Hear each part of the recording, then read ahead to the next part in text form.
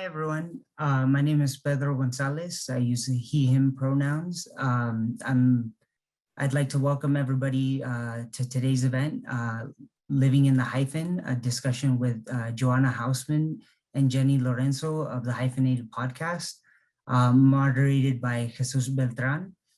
We're happy that you're able to join us today for this engaging discussion on Latino identity and American identities. And we look forward to a really thoughtful discussion and funny conversation with everyone today. I just wanted to thank all of our partners. This event is brought to you by the Stanford Law School. I'm the director of diverse communities at the Stanford Law School. And brought together different partners at Stanford to help put this event together. Others that I'd like to thank are the National Stanford Latino Alumni Association, our Salsa student group at the law school, and El Centro Chicano y Latino at Stanford. And I'd also like to thank everybody that helped share it to other networks at other universities and with friends and family. I'd like to also thank Pitaya Entertainment, who's the company that brings you the Hyphenated podcast. Fortunately, Zach Horowitz, who's one of our Stanford Law School alums, helped found Pitaya Entertainment to help really elevate the awareness and presence of Latinx stories in the podcast space. I'd like to help introduce our lovely moderator for today, Jesus, if you'd like to turn on your video. Great. Jesus Beltran is a filmmaker. His short films have garnered multiple awards and played at festivals around the world, including Sundance and South by Southwest. He co-founded Desmadre.com, an online media brand that has produced hundreds of hours of short form content, amassing over 10 million views and over 100,000 followers. He is currently the host of the Desmadre podcast and is developing multiple screenplays and works at a tech company to pay the bills and feed his cats. He received his bachelor's degree in mechanical engineering from Stanford in 2001. Thanks, Jesus. Thank you, Pedro. I don't think anybody's ever referred to me as lovely, so I appreciate that. Welcome, everybody. Really appreciate you taking some time out of your day to join us. Hopefully it's engaging and thoughtful, as Pedro said. This is the part of the introductions that usually get sketchy because we never quite know how to pronounce our names and how, whether we want to go like full Maria Hinojosa or whether we want to like say Maria Hinojosa. It's always challenging. So I hope I don't screw this up. I'll let them correct me later. But I'll start by introducing Joanna Hausmann, who is a Venezuelan American writer and actor who's gained popularity through her videos on YouTube, which discuss biculturalism, current events, and challenge Hispanic stereotypes. She is currently the head writer of Hamster and Gretel, an upcoming animated comedy series for Disney+. She was cast as a correspondent on the Netflix original series Bill Nye Saves the World and voices characters for Pixar's upcoming TV spinoff of Monsters, Inc. She's also a cast member of the upcoming CBS animated series Harper House, and obviously the co-host of the Hyphenated podcast. We're going to play a small clip from a piece of online content that Joanna was a part of a few years ago. So Pedro, we'll let you go with that, please. Listen, you think we got it easy? I grew up in New York City right after the crack cocaine epidemic in the 90s in Washington Heights. That's right. And to piggyback on that, I grew up in Middle America where we only had one Whole Foods. One. Alex. What? It's like a supermarket for idiots. What?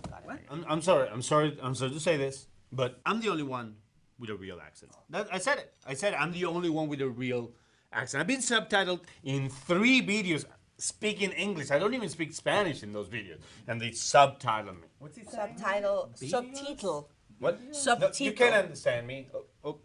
You're subtitling me right now. Guys, I speak perfect English. Listen, we're the real Latinos. You guys are white as Oh, yeah, I said it. Oh, take it. Oh, There we go. yeah. I was white. What are you doing? Okay, I was white, but ever since I've been here, people tell me I'm diverse. So there you have it, brother. Don't do you that. Can, you can Don't put do it that. up. Don't do that. Don't do I don't that. want that. That's bad. That's racist, I think. I don't know. I'm not sure. Listen, all right? You guys don't know what it feels like, all right? Have you ever been stopped by the cops because of the way you look? Yeah. Oh, yeah? Well, I was kidnapped because my home country's so dangerous. Oh! Oh! We're all in America. South Oh, America, Brazil, and Uruguay. Argentina, Uruguay. Like, what is going on? You guys are so loud. I'm sorry, Danny. We're just trying to figure out who the real Latino in the office is. Guys, it doesn't matter. We're all our own version of Latino. We should be supportive because each and every one is special in their own way. And we should be happy because we all have something in common. Shut the up, hell up, Danny. Danny. That is the stupidest thing I have ever Don't heard put in your my entire head in life. a toaster. Trump rallies once. Turn off a campfire with your face. What an idiot. Punch yourself in your own dick. Yeah.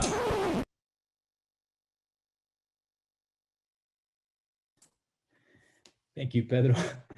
I love that video because I feel like I've had that same argument countless times with countless different groups of people in countless environments, as I'm sure many of you guys have. But let's move on to our next guest today, Jenny Lorenzo. Jenny's an award-winning actor and content creator who co-founded BuzzFeed's Pero Like. She became a viral sensation with her beloved Cuban abuela character that's garnered millions of views online, along with her relatable Latino-based content seen through the comedic and nostalgic lens of a first-generation Cuban American. In other words, she lives in the Hyphen. In 2019, she was awarded Creator of the Year at the Tecla Awards, and she currently hosts for the Disney Plus YouTube show What's Up Disney Plus, and voices Lupe on Cartoon Network's Victor and Valentino. With that, we're going to play a small clip from one of her pieces. Take it away, Pedro.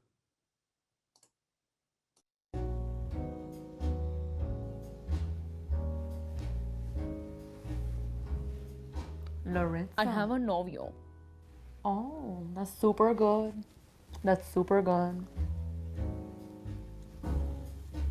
And where is he? He's still at work, pero he might come by depending what time he gets out. And what does he do? He's an associate. He's an associate. Which law firm? Tar J and Associates. She thinks I'm dumb, pero I know. I know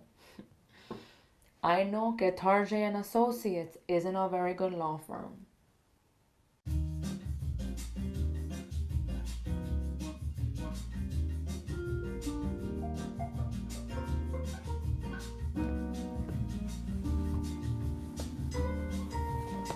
Wow, Gloria, te superaste. Todo te quedó buenísimo. I thank you.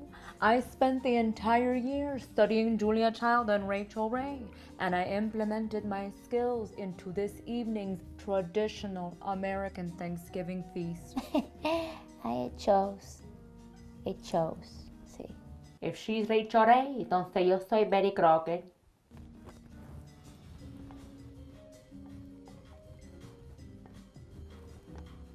Mami, ¿qué estás haciendo? Alimentándome.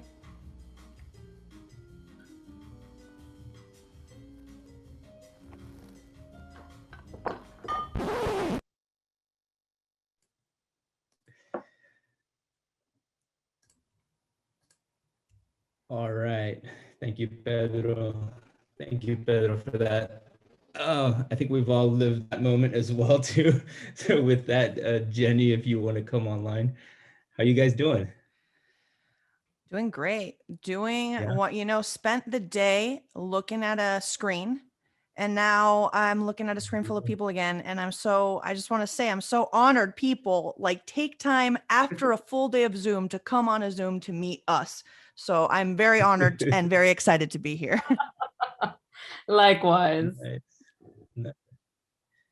Jenny, what about yourself? Where are you guys dialing in from, by the way? Where are you guys? What's home base for you right now? I'm surprised you haven't heard the sirens, but I'm in New York. I told them to stop. Please, no emergencies for the next hour. So hopefully we will not be interrupted. But I'm in New York City.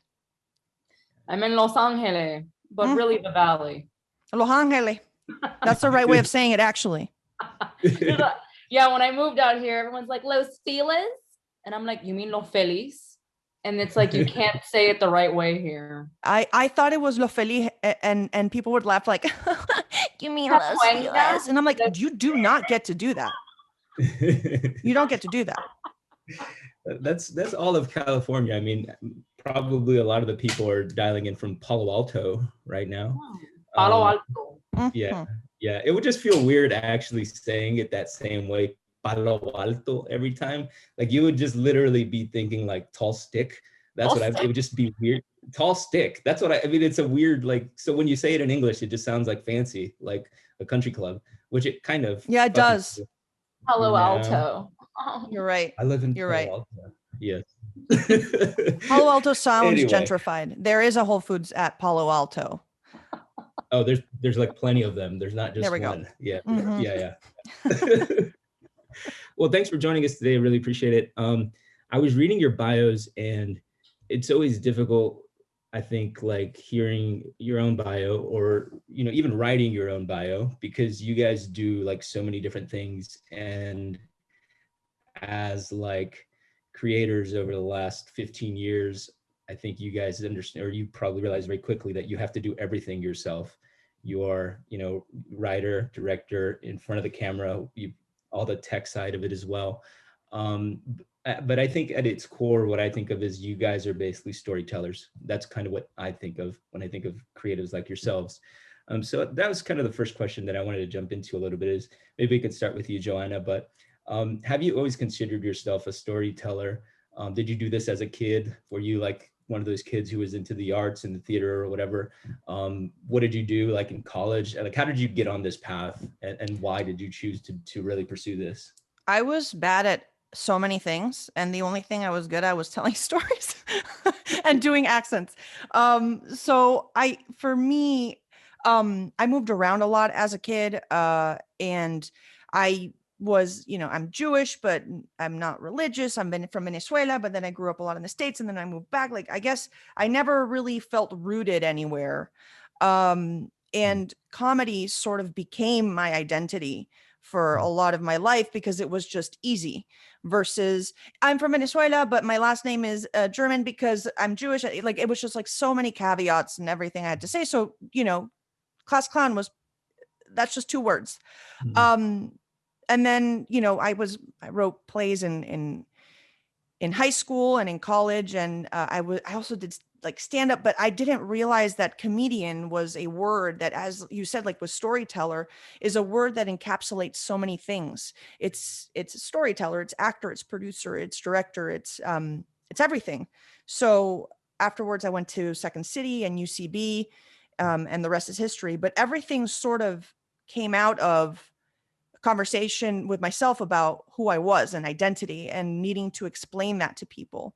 And so much of my work has been around culture and who I am and how we sort of go about this world, trying to explain who we are. And that's sort of always been what started out as like existential crises has now become a career. Look at that. Yeah. Jenny?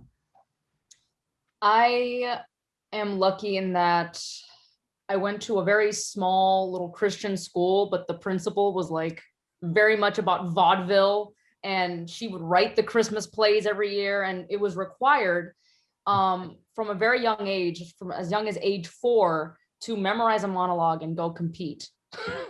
It's like, here you go, tiny human, do this thing that I feel like a lot of schools don't actually do that.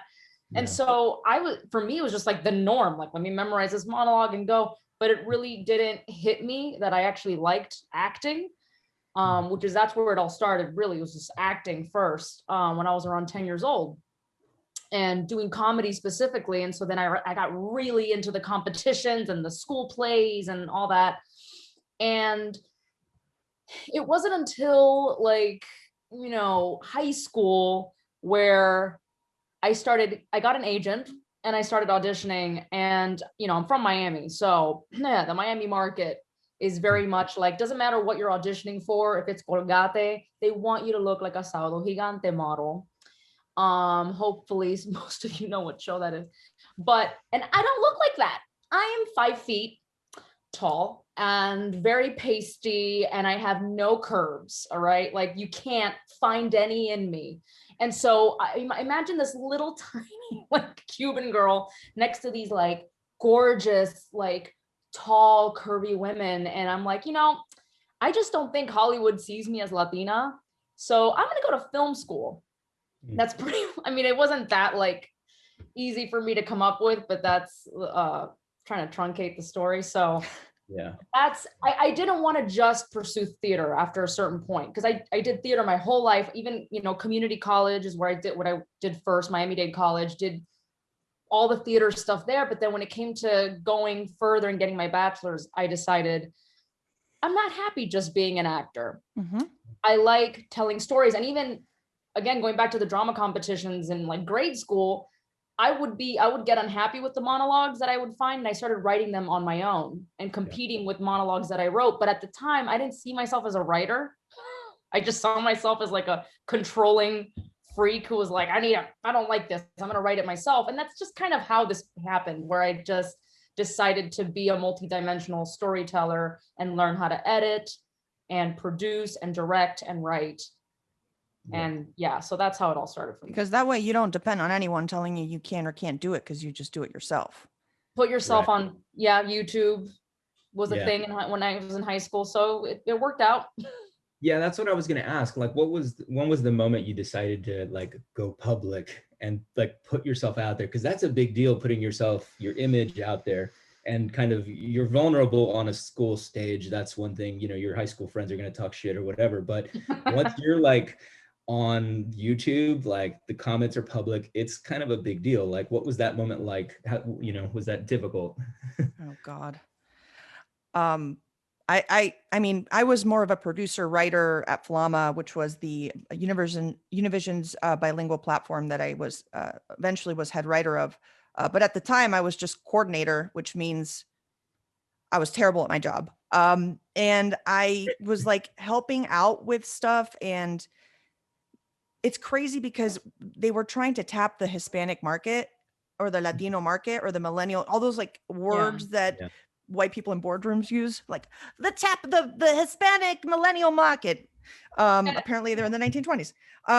And we were trying to build this platform. And I remember specifically not thinking I should be on camera or write about my point of view, because from the market research, most Latinos were a Mexican second generation. There was all these caveats to what the people we were sort of appealing to were. And in an effort to do that, we tried to find content that reflected those people. And it wasn't working. We did a video that tanked. We did another video, it didn't do well. It just felt like we were grasping at straws trying to figure out how to tap into this market. And I remember I told my boss, I was like, can I just like make a really quick video? Just like give me $500 and like I'll figure something out. And I made things white Latinos are sick of hearing, it was just my perspective and point of view. And it went viral, which led him to give me some other opportunities. And I just started making videos here and there about my specific point of view and perspective, and bringing on people that could do the same.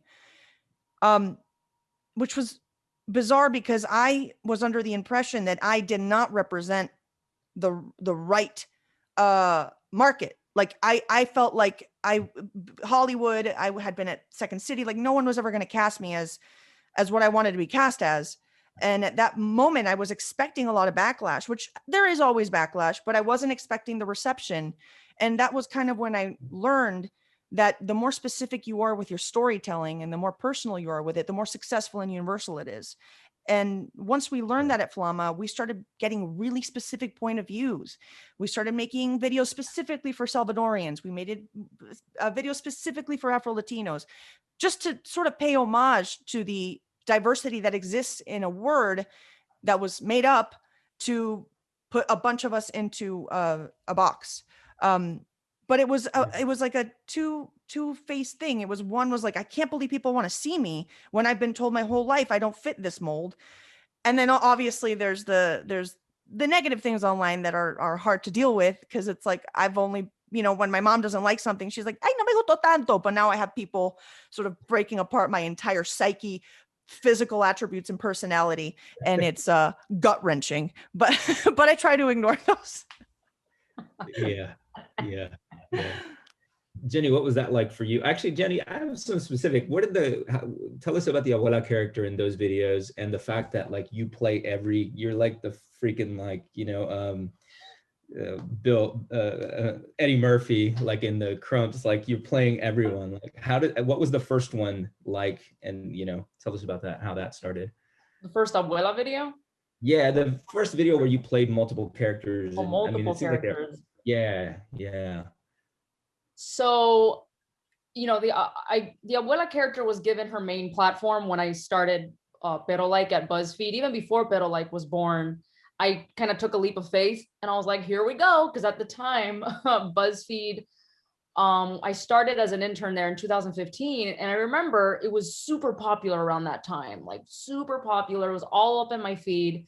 And the typical BuzzFeed content at the time was very naturalistic, like the producers themselves would also be the actors. And so they would be very natural, just, 10 things awkward introverts understand. Like that's all, And so then here I come with a bad wig. This was a terrible wig. A bad wig, a bata de casa, with a fly swatter, and just being incredibly ethnic in a company that just really wasn't. And I was like, how is the BuzzFeed audience going to take this character? And it's really funny because I had two videos go up back to back. This was again right before Pero Like was born. And the first video, I didn't speak in it. And it was pretty much like a punchline joke video where it was about Sábado Gigante being over and what viejos are doing now that Saturday nights are free, kind of a thing. And it was me and my husband. My husband's Peruvian, Puerto Rican. And yo no sé what happened, but there was no dialogue. And so all the comments were really negative. They're like, is this what you think of us, BuzzFeed? Fuck you. And like, just, they thought it was like white people behind it. And it didn't help that I'm fair-skinned. And so just got a lot of hate. But then the next day I released an abuela video where I actually was speaking mostly in Spanish. No hate. Yeah. Really interesting. I think they said, oh, the white girl is actually cute. Oops. Oopsie.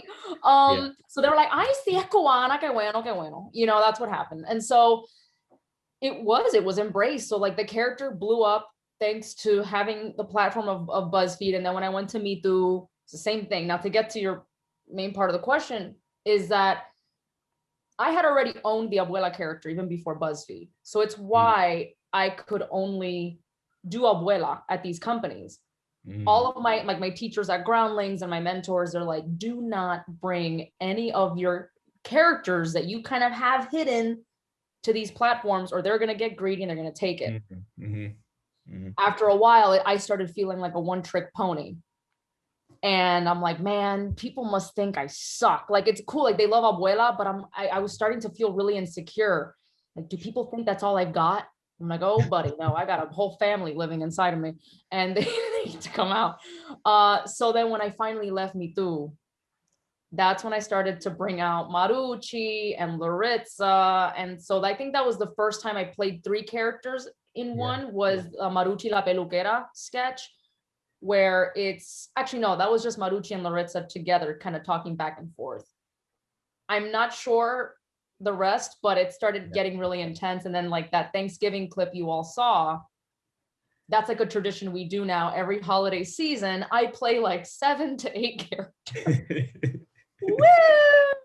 Yeah, that's wild. Well, in many really Thanksgivings, people play 7 to 8 characters with their families. So it is very apropos. Many apropos. Yes. Yeah. It sounds like you guys faced a lot of, challenges initially when creating content and kind of figuring out like your voice and kind of what works. I think a lot of people are figuring out what works just from a digital standpoint. Like you said, Jenny, you were on Pero Like, which was a BuzzFeed thing. So it was like a lot of listicles and a lot of like kind of more graphic sort of stuff. And you kind of were figuring that and working in a different space. And Joanna, you guys had a completely new platform at Flama, or a new brand, if you will. I think that over that span and since then, like social media has also pivoted into a very like active place for social justice activism and social justice discussions. And it's created a place where creativity has had to blend and coexist with that space, because a lot of people are, there's a certain name that people say, they're like a artivist or artivist. Isn't there something like a, Oh, I know you're I think it's artivist, isn't it? isn't it an artivist? Yeah. So there's like social artivists. If that's not the word, it should be. It's too perfect for it not to be the word.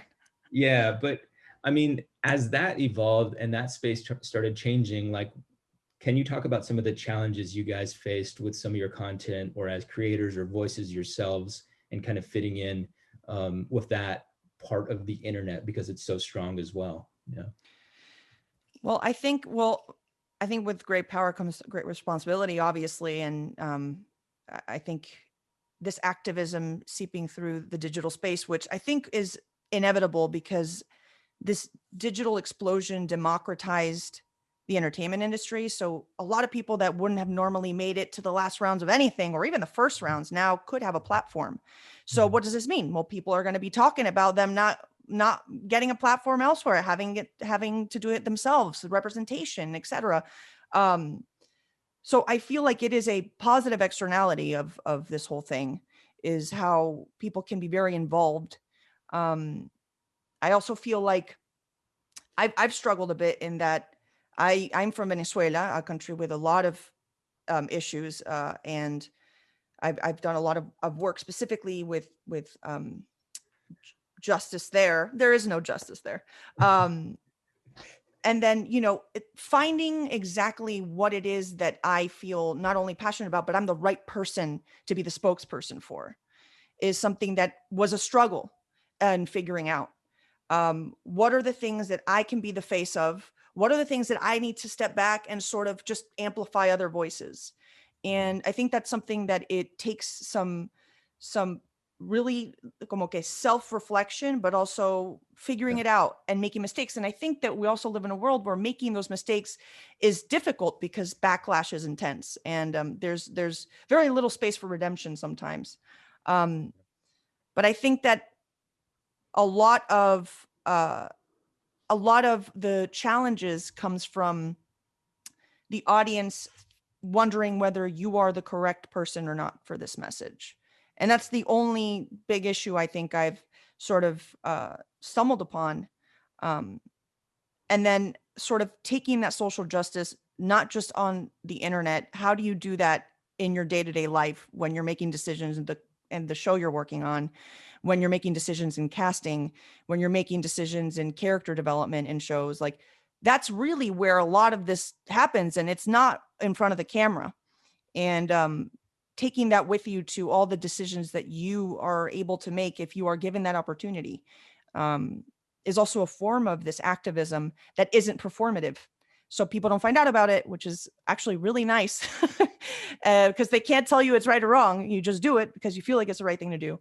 But I think it's also very powerful. And I think people need to be aware that that is a big part of where we need to be moving towards, and what you need to be working towards.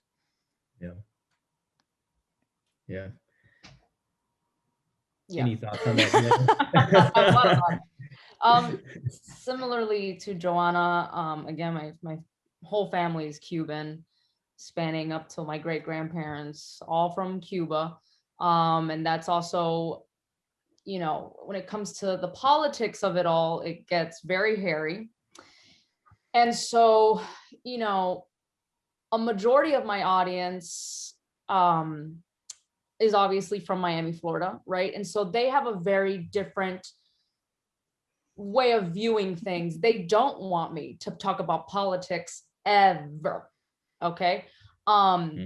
the few times that I bring in anything that I personally don't think should even be politicized, like coronavirus and Black Lives Matter, and these are just human rights, right? But I'll still get backlash and harassment and giant essays, and they just want me to make them laugh. So then what I try to do is, because at the end of the day, people need to laugh, right? And I like to think that my comedy is done so that people from all backgrounds can just sit down in peace at the table and enjoy dinner. Okay, super cool.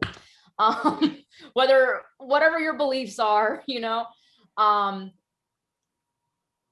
I'm very old school in my comedy in that I like the way a lot of 90s sitcoms, for instance, handled tough issues, because to me, I use the example of like, I don't know, like the really healthy food that you like lie to your kids about and they don't know it's healthy because it's like purple. You hide the medicine in it or whatever. Yeah, like you just kind of like, just get it in there and they don't even know that they're being educated, like learning something. But I try to sneak in a lot of that in my comedy through like very nuanced, you know, whether it's through my Tia Gloria character, who's clearly immensely flawed.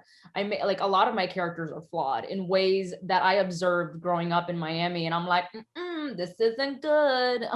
Like in our culture, you know. She's like the Cuban Archie Bunker. You have so many Cuban Archie Bunkers where it's like, you know, this person's Archie Bunker. Yeah. Like a great example. Yeah. Of that. So it's taken a lot, and I've tried different approaches, especially when I was at Me Too, getting a little more political, talking about white privilege. Oh, it never worked. It just never worked. There's something about my audience specifically.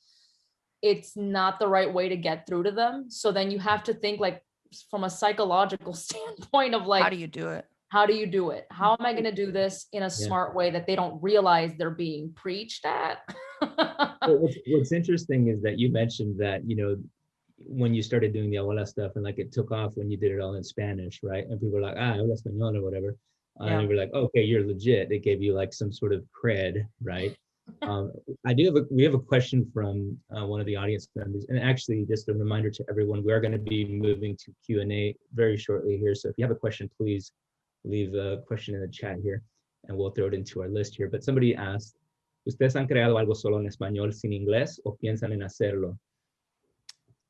Bueno, puedo hablar de mi perspectiva. Sí, yo he hecho mucho contenido en español y mucha de la razón por la cual yo la hice, honestamente, es porque mucha gente pensaba que yo no era latina, que yo estaba pretendiendo. Yo dije, mira, pana, no me hagas hacer eso, porque mírame a mí.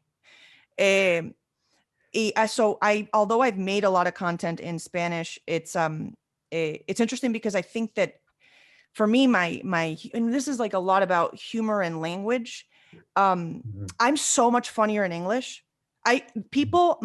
My father-in-law doesn't speak English. He doesn't know I'm funny. Like, it's so frustrating to me. I'm like, you don't know that I can be sarcastic. He doesn't get my humor. It's really heartbreaking. So I think I'm just inherently just more funny in English. And that's why I've leaned more into the English sort of comedy world. But I have done things in Spanish because I don't know how you feel about it, Jenny, but I have a lot of audience in Latin America, y muchísimos en Venezuela, en Colombia. And I would get comments like, I'm learning English, and I'm like, no, I need to make something for these people, which is like, I think a lot of what me and Jenny do is we don't just have an audience, we have a community of people that we literally read what you write us. And I'm going to react and I'm going to be like, oh my God, I have it in my head. And so a lot of my Spanish came out of people asking for it. And it was actually, I was very afraid to do it. I thought it wasn't going to work. And then it really worked. It was like this fear I had that was absurd. Still funnier in English, but could do it. It was okay. Yeah. Although, you know, a lot of my Spanish is very Venezuelan, and I've had to teach myself how not to accidentally say the word penis to a Mexican or to anyone else. I mean, all our words are mean penis in another country. Yeah. But Right. you know, my English is very universal. My Spanish is very Venezuelan. Yeah. I mean, Yeah. my Spanish is really Jenny, you're the most Staying on Miami the- sounding person I've ever met. super young. I There's a question, since we're talking about content specifically, this is a question from Luli Marks, who says, shout out from South Florida, Peruvian American here. My question is for Jenny. I absolutely adore Tia Flor, Benito, and Michi. Are there specific family members that inspired those characters? Oh my God. So Oh my God, for the those truth who comes out. don't know, for those who don't know, Flor, Michi, and Benito, I play Flor and Michi. Flor's the mom. Michi's this 10-year-old girl. And then Benito's played by my husband, David, who, yeah, we're all from Miami. You know, he's Peruvian, Puerto Rican, but he plays a Cuban. And he chose this, okay? So so Benito, I'll just answer this off the bat. Benito is a culmination of my dad and his Cuban, like his Puerto Rican aunt's husband, who's Cuban. And he thought like Okay. that, like, want a peanut? You want a peanut? I'm not saying penis. I'm saying peanut. I mean, you never know anymore. You never know.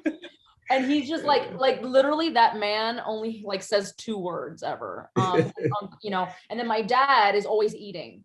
And it's just like, so that's the joke of Benito. He's like always eating. The running gag. So, and then Flor was basically invented at Me Too. And then they let me keep her. And it was because I was trying to come up with different characters. And look, people will call it a stereotype all day, every day, but I grew up around Cuban women who, if there was a grain of rice on the floor, they would panic. They were like clean freaks, like Danny Tanner's, but like on 10 cups of Cuban coffee. So they're just like, ay, la limpieza, la limpieza. So and she's like super anxiety, you know? So the dynamic with her and Benito is very much like me and my husband, except I'm not very, I'm a mess. I'm messy. But in terms of like her anxiety levels and her being extra as hell, and then my husband being super chill under the radar, that's kind of where that's standing. And then Michi was an accident. Not that the child was an accident. It was because me and my writing partner, Kevin Bosch, we were thinking like, oh, let's do a sleepover video, Latina mom sleepover video. And we're like, well, we're going to have a daughter. And I just ran to my stash of 40,000 pelucas and grabbed a random one and put on glasses. And then, you know, I just talk like this and I'm Michi. And then everyone in the comments was like, I love her. And so I kept her. What I love about Jenny is that if you close your eyes, she can sound like she's 90 or like she's 10. And it's the most bizarre talent. It's insane. No one will ever know my real age. But one of the things I really love about Jenny's work is people say that it's stereotype, but it isn't, because it comes from your own personal experience. Mm-hmm. So the fact that it maybe reflects a bunch of other people's experience is one of the reasons it makes it successful. And I think that for comedy, a lot of people ask, like, when is a stereotype and when is it comedy? And I think it's like, when is it authentic to your experience? If it's authentic to your experience, then that's comedy about you. It's not comedy about a stereotype that you're trying to, you know, project after society told you about it, which I think is something that you do so well. Is look within yourself and your experience to then create something satirical. Yeah, thanks. Yeah, I think you answered a question more or less here. Somebody, Carlos Arias said, first of all, I want to say thank you, Jenny and Joanna, for speaking to us today. It was awesome to finally meet some of my favorite content creators that make me and my parents laugh because of relatability.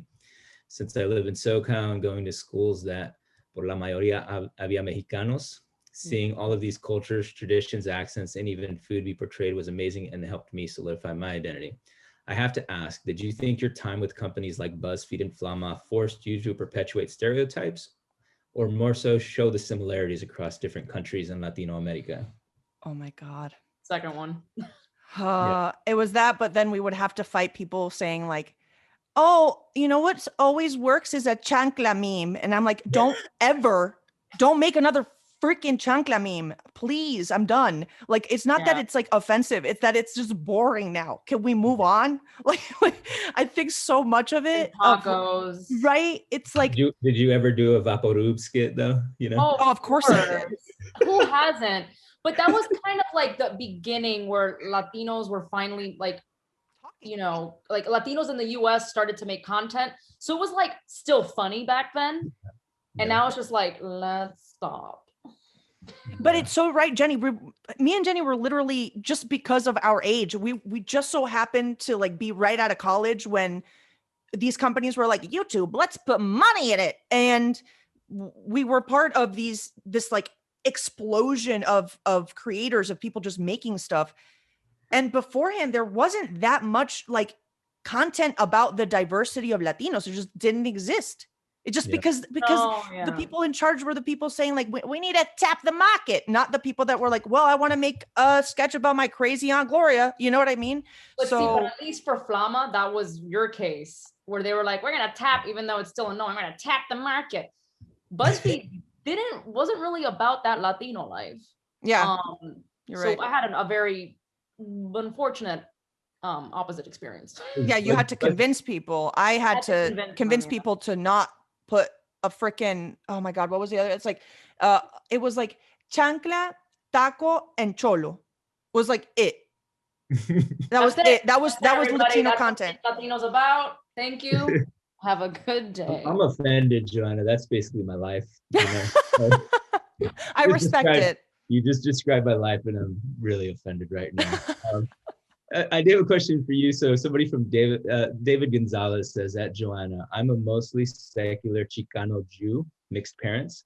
And I've noticed in popular culture, there are Jewish comedians, there are Latinx comedians, but there's rarely crossover that I've seen. I'd love to hear more about how you navigate your Latinidad and Jewish identities in your comedy work.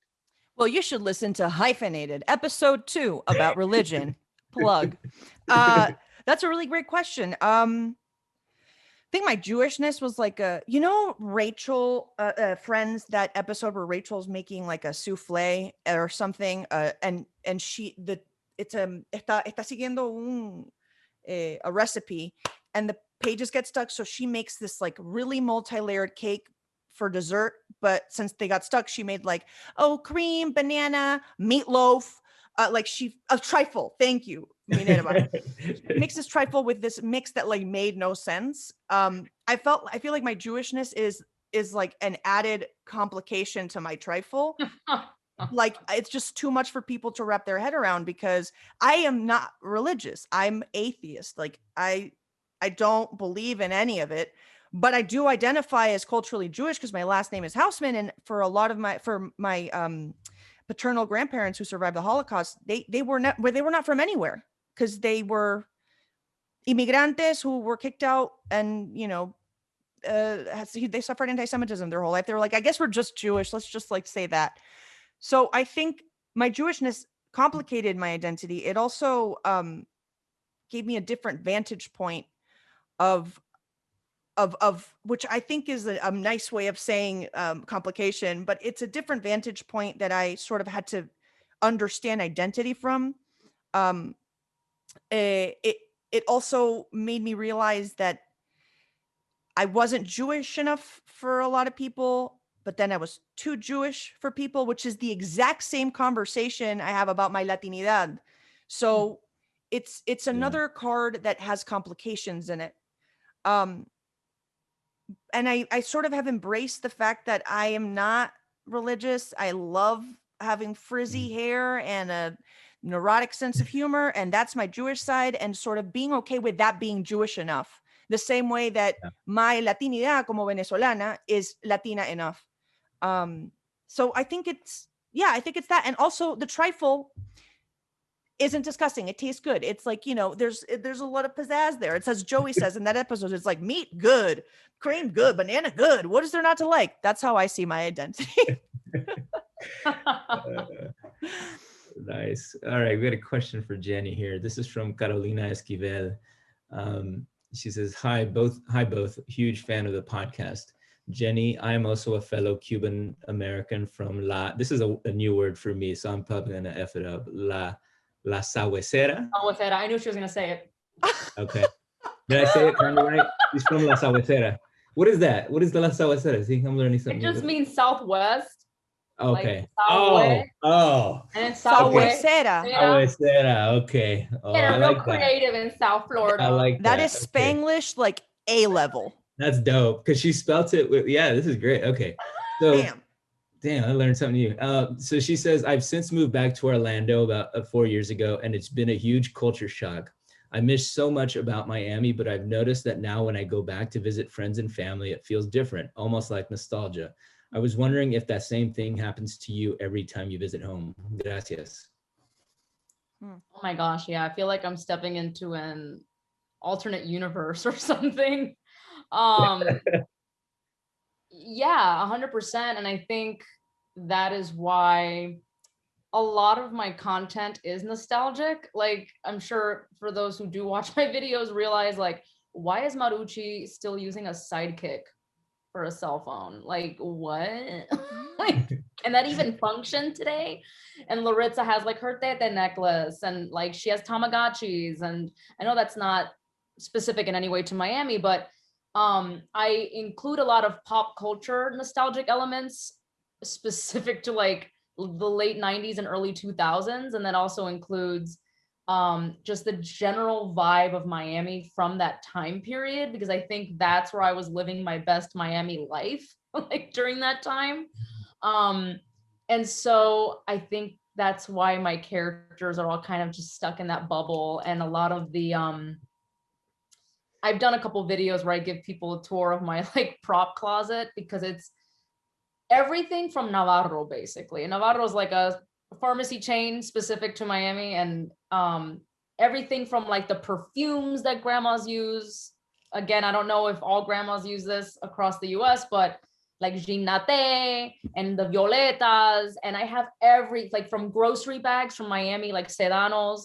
I've had my mom ship me so much of this stuff, because for me, that type of authenticity is like incredibly important in my videos, because for me, it's beyond just like comedy. I want people to relate, to feel nostalgic. And if you're not from Miami, you get to really see what it was like. So a lot of people still think I live in Miami because of the work that I put into like set design. You've got like a mini, like a fucking like time capsule / time region capsule in your closet in LA, basically, it sounds like. I do. Do you have like any like prop like platanos, like the ones they have in the Japanese, the sushi? You have like the little Cuban versions of that? I have all the plastic fruit. I have the fruit and vegetable magnets. I have, man, you name it, I probably have it. All the makeup, the little Avon lipsticks that a lot of our moms collected back in the day, popular makeup brands, nail polishes, jewelry. I have it all. Nice. Wow. This is a question probably for Joanna here. This is from Diego Droguet, who says, what are some of the ways that you've been able to stay connected to your Latino cultures? Ever since I left Chile, I feel like I'm losing part of it. And even more so after moving away from my parents and dating a non-Latino. Diego, come on, bro. Come on, dude. Gracias por el Q&A. All right. Joanna, yeah, that's a really great question. Sometimes I talk to my cousins who are still in Latin America. Not a lot of them are in Venezuela anymore, and I feel like I'm like in a different world, like that I'm slowly slipping away. It feels sometimes like, oh my God, I forgot the word for mirror. Oh my God, there's always a struggle that you think you're going to lose something, but I always, ever since I was a kid, my mom made it a point to have Venezuela be at home. So from everything from the food to the music to the conversation, I try to keep that alive in my day-to-day life, just in even the small things, like Jenny having that ridiculous closet full of little knickknacks. Like I keep pictures of El Avila around my house, which is leads me to my next thing, which is I figured out ways to keep my Latinidad alive in my work, even if it's not Latino centric. So like right now I'm head writing an animated show, and sort of through just being myself in the room, one of the characters is now Venezuelan, which makes the whole family like mixed Venezuelan American. And just talking to the art director about what to put in this fake apartment, and being able to be like, photo of the Avila, a picture of like a Soto, these little knickknacks, it literally made me feel like I was home. Even though it's not real, and also my job. But just that little detail of knowing the Avila is going to be in a Disney show, like just it takes like no space on screen. It's tiny. It's there, como que lejísimo, jaló la televisión, but it's there. And like, if you're Venezuelan, you're probably going to catch it. And that makes me feel connected. And when people were saying like online recently, like, "Ay, you're not Venezuelan, whatever," I was like, dude, I got the Avila on a Disney show. You tell me I'm not Venezuelan, bro. You serious? Hell no. So those little moments can be small, is what I'm saying. It can be small victories that make you feel connected.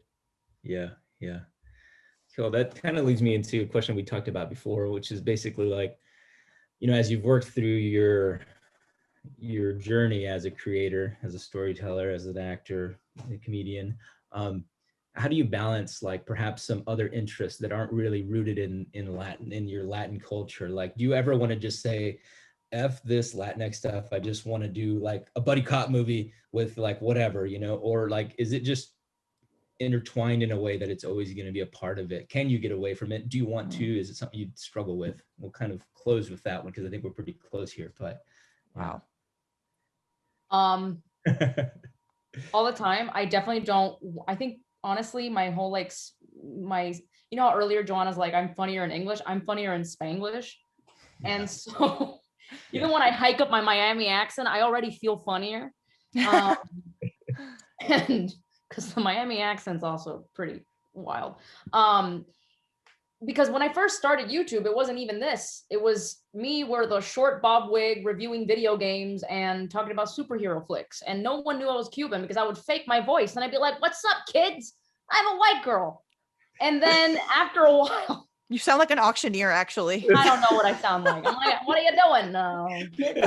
What's up?" And so my audience demographic was mainly white dudes.